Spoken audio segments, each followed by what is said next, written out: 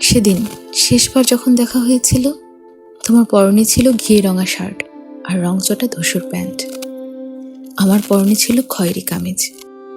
ঘরে ফিরে সে কি ধুমধুমার জ্বর আমার। জ্বরের ঘোরে কেবলই মনে হচ্ছিল এই বুঝি তুমি এসেছ।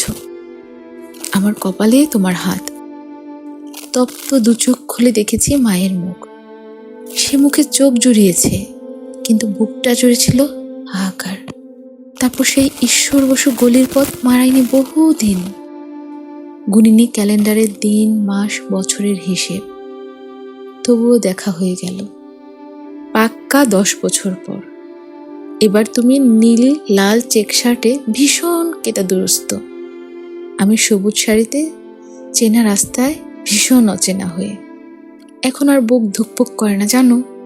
ঠিক ঠিক নির্ভুল নিশানায় তোমার চোখের দিকে তাকিয়ে হেসে বলতে পারি, কেমন আছো, কবে এলে, বাসার সবাই ভালো তো। কংক্রিটের পথ মারিয়ে তার চেয়েও শক্ত পায়ে ফিরতে পারি। এখন আর আমার কষ্ট হয় না একদম। শুধু যতবার ঈশান করে মেঘ জমে, যতবার মেঘ ডাকে, ততবারই 4 দেয়ালের অন্তরালে আমি কেঁপে কেঁপে উঠি, অদৃশ্য জলে ভিজি, অকারণ জ্বরে পড়ি। কে জানে কেন বহুদিন হয় এমন অকারণ জ্বর নামে। হয়তো আকাশের সব মেঘ আমার বুকে বাসা বেঁধেছে, ক্যালেন্ডারে হিসেবহীন সময় ধরে। বড্ড তপ্ত এ শরীর।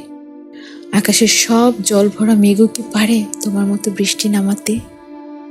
নিয়তই জ্বলছি, জ্বলে জ্বলে পড়ছি।